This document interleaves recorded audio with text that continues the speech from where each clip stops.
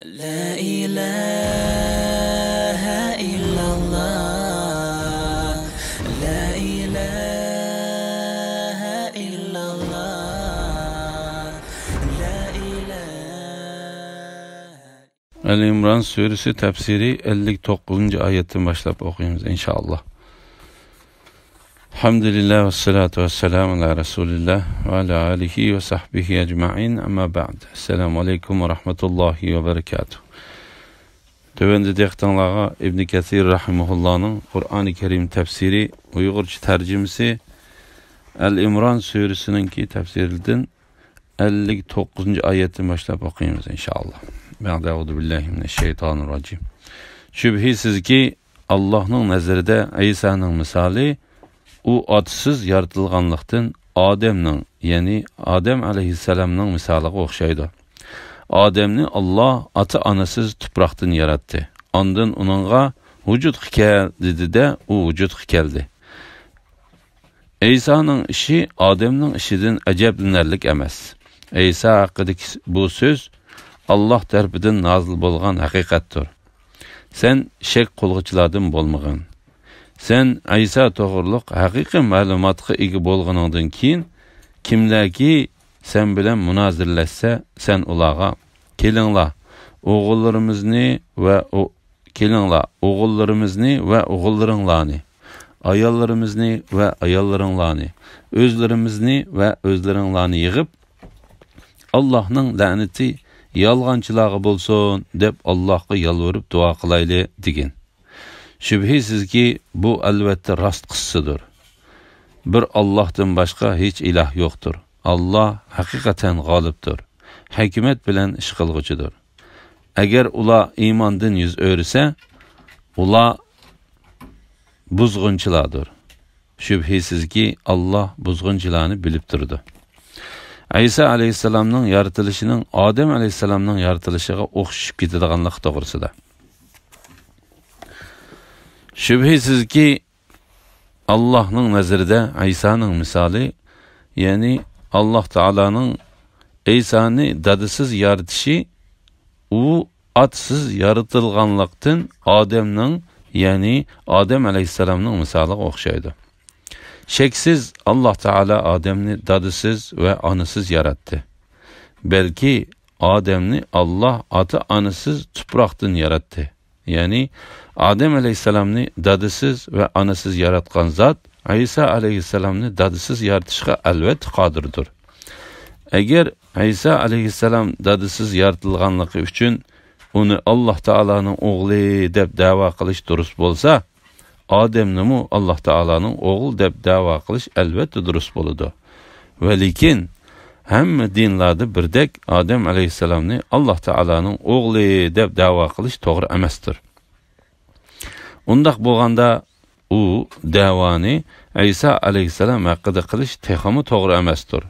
Ve lekin Allah Teala qolgan mahluqatlarni bir erkek ve bir kişiden yaratqaniga o'xshash Adem aleyhisselam'ni dadısız ve anısız, Havvani Adem aleyhisselam'dan anısız ve İsa'ni anıdan dadısız yaratış bilen özünün kudretini mahlukatlara gösterişini halidi. Şuna Allah Teala Meryem suresinde mundaq deydi. Onu kişilerge kudretimizni gösterdiğen delil ve biz taraftan bolgan merhamet kıldık. İsa hakkındaki bu söz Allah tarafından nazil bolgan hakikattir. Sen şek kılgıçlarının bolmagan. Yani bu İsa doğrusudaki en rast sözdür. Bunundan başka rast söz yoktur. İsa aleyhisselam doğrusida yalgan etkiçilarga Allah Teala'nın lanetini tilep dua kılışqa çaqırış doğrusida. Allah Teala özünün peygamberi İsa aleyhisselam hakkındaki paketla aşkar bolgandan keyin o doğrusida haqiqatga qarşı çıkan kişi bilen Allah Teala'nın lanetini tilep dua kılışqa peygamber Muhammed sallallahu aleyhi ve sellemni buyurup mundaq deydi. Sen İsa toğırlıq haqiqi malumatqa ega bolğanından keyin kimlerki sen bilen münazirləşsə sen ulağa kelinglar o'g'allarimizni va o'g'allaringlarni, ayollarimizni va ayollaringlarni, o'zlarimizni va o'zlaringlarni yig'ib Allohning la'nati yolg'onchilarga bo'lsin deb Allohga yalvarib duo qilaylik degan. Ya'ni bizden yoki sizlardan bo'lgan yolg'onchilarning ziyniga Allohga yalvarib duo qilamiz. Suraning 5-dan boshlab bu yerga kelguchi bo'lgan oyatlar Najron qabilasidan kelgan xristian elchilar to'g'risida tushgan. Bu xristian elchilar payg'ambar alayhisalomning qishig'i kelib, Isa alayhisalom to'g'risida munozirlashishga boshladi. Ular Isa alayhisalomda bolalik va ilohlik sifat bor deb gumon qiladi. Muhammad ibn Ishoq, ibn Yasar va boshqalar degandek Alloh taolo ularga raddiya berish uchun bu suraning bosh qismini tushirdi. Ibn Ishoq va boshqalar mundaq deydi: Najron qabilasidan bo'lgan xristianlarning 60 kishidan tarkib topgan elchisi payg'ambar alayhisalomning qishig'i keldi. Bularning ichida ularning katta boshlaridan 14 kishi bor edi. 14 kishi bularning hamma ishiga mas'ul edi. Bular Aqib, uning ismi Abdul Masih, Sayyid, uning ismi Ayham, Bakr ibn Vailning bir tuqqani Abu Haris, ibn Alqama, Uways ibn Harith, Zayd, Qays, Yazid, Nabih, Xuvaylid, Amri, Xolid, Abdullah va Yuhannas qatorliqlar edi. Bu 14 kishining ishlariga ularning ichidagi 10 kishi mas'ul edi. Ular Aqib. Bu ularning boshlig'i bo'lib, ularning o'tkir fikrlik maslahatchisi edi. Har qanday ish uning deganidek bo'ladi. Sayyid. Bu ularning olimi bo'lib, ularning safar va ijtimoiy ishlariga mas'ul edi. Abu Haris ibn Alqama. Bu ularning diniy olimi va imomi edi. U ularning maktablariga mas'ul edi. Bu aslida Bakr ibn Vail jamoatidan bo'lgan arab bo'lib, u xristian diniga kirgan edi. Shuning bilan Rumliqlar va ularning podshohlari uni cho'ng bilib, uni nihoyat hurmatladi. Uning uchun cherkovlarni selib berdi va mol-mulk bilan ta'minladi. Ular uning xristian dinida ching turadiganligini bilganligi uchun uni o'zlariga xizmat qildirdi. U burunqi kitoblardan olgan bilimiga asosan payg'ambar alayhisalomning ishini va uning sifatini biladi. Lekin uning xristian dinida erishgan yuz obro'yi uning u dinda nadonlarcha qilishga sababchi bo'ldi. Ibn Ishoq Muhammad ibn Ja'far ibn Zubayr mundaq deb so'zlab berdi deydi. Elchilar Madinaga payg'ambar alayhisalomning qishig'i keldi. Ular payg'ambar alayhisalomning qishig'i kirganda payg'ambar alayhisalom masjidida asr namozini o'qiyotgan edi. Elchilarning ustida gul chekilgan kiyimlar bor edi. Ular Haris ibn Ka'b jamoatining to'ygillarini minib kelgan edi. Muhammad ibn Ja'far ibn Zubayr va sahobalardan ularni ko'rgan kishilar, biz ulardan keyin ularga o'xshash bir elchining kelganligini ko'rmadik degan edi. Ularning namozining vaqti kirganda, ular payg'ambar alayhisalomning masjidida namoz o'qimoqchi bo'ldi. Payg'ambar alayhisalom sahobalarga ularni mayliga qo'yinglar dedi. Ular sharqqa qarab namoz o'qidi. Ularning ichidan Abu Haris ibn Alqama va Aqib Abdul Masih yoki Sayyid Ayham payg'ambar alayhisalom bilan so'zlashdi. Ularning o'ttirisida o'zaro ixtilof mavjud bo'lsa-mu, hammasi podshohning dinidagi xristianlardan edi. Ular Isa alayhissalom ilohdir. U Allohning o'g'lidir. U üç ilahning uchinchisidir dedi. Allah Teala ularning bo'xton qilgan so'zlaridan pokdir. Başqa xristianlarning so'zlarimi shuningga o'xshashdir. Özlerining İsa ilohdir degan so'ziga uning o'likni tirildirganligi, tug'mi ko'rni, oq kasalni va boshqa kasallarni saqaytganligi, g'ayb ishlardan xabar berganligi va loydin uchar qushlarning suratini yasab, uningga puylishi bilan jon kirgizib, uchiritganligi qatorliqlarni dalil qilib keltirdi. Amaliyotda bu ishlarning hammasi Alloh taolaning buyrug'i bilan bo'lgandir. Allah bu ishlarni kishilarga İsa alayhissalomning payg'ambar ekanligiga alomat qilib berdi. Xristianlar İsa Alloh taolaning o'g'li degan so'ziga uning kishilarga tonish bo'lgan bir dadisining yo'qligi, bo'shlikda turib so'zlaganligi, buningdan burun odam bolalaridan hech kimning bundaq kichik chig'ida so'zlab boqmaganligi to'g'risidagi qarashlarini dalil qilib keltirdi. Ular üç ilahning uchinchisi degan so'ziga Alloh taolaning biz qildik, biz buyurdik, biz yaratdik va biz hukm qildik deb ko'plik talaffuz bilan keltirgan so'zini dalil qilib keltirdi. Ular agar Alloh bir bo'lgan bo'lsa, men qildim, hukm qildim, men buyurdim va men yaratdim degan bo'ladi.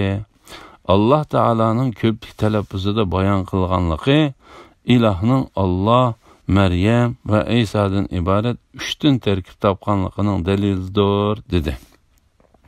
Allah Teala zalimlar ve tong'uchilarning qilgan bo'xton so'zlaridan pok ve nihoyati oliy zotdir.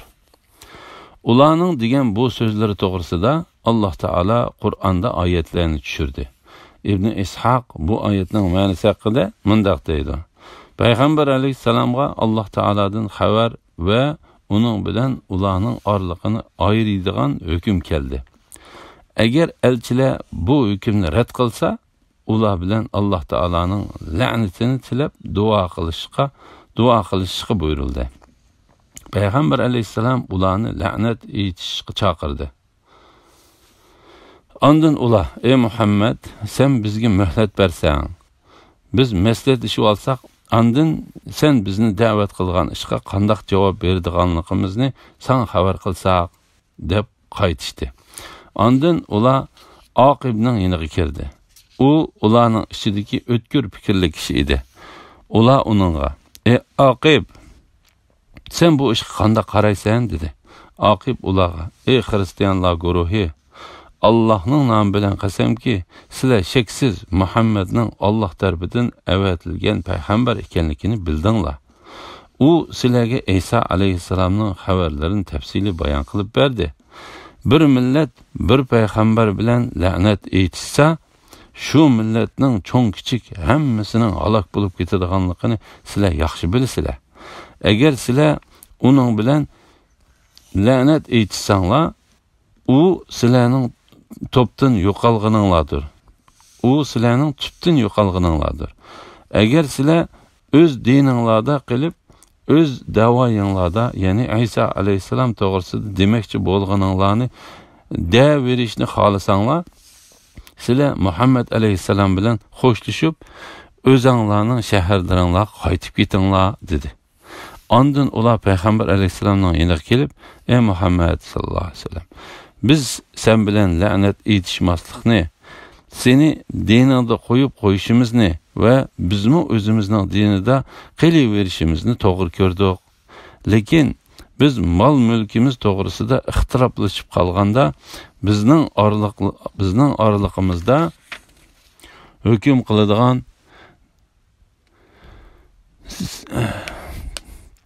sen sahobilaringning hüküm qiladigan, sen sahabilaringning ichidan o'zing rozi bo'ladigan birini biz bilan billa avatgin.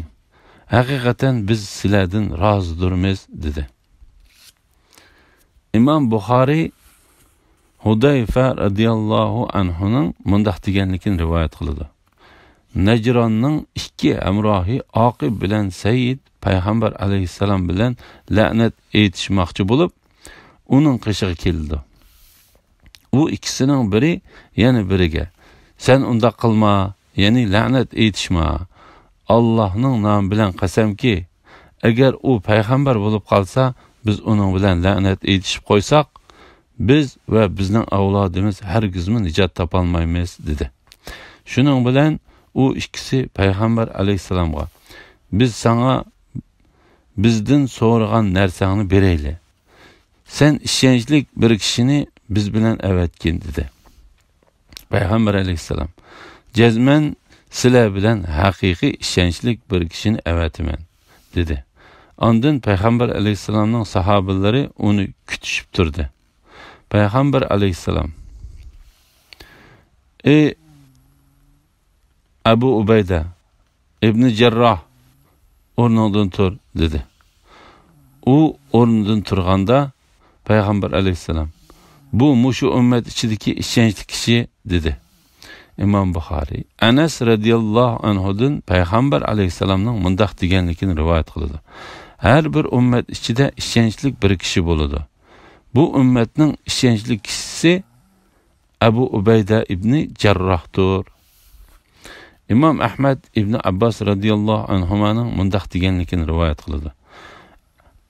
Abu Jahil Allah onu yaxshilikdan yiroq qilsin. Agar men Muhammadning Kabening qishida namoz o'qiganini ko'rsam, uning gadiniga dastayman dedi. Payg'ambar alayhisalom: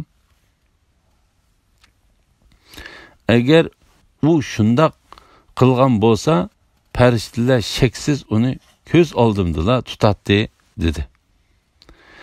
Agar Yahudilar o'limni orzu qilgan bo'lsa, ular shaksiz o'lgan va do'zaxdagi o'rinlarini ko'rgan bo'ladi. Agar payg'ambar alayhisalom bilan la'nat etishmoqchi bo'lib chiqqan kishilar uylariga qaytsa, mol-mulk va bola chaqalarini topolmaydi. Ya'ni ularning hammasi halok bo'lib ketadi. Shubhisizki bu albatta rost qissadir.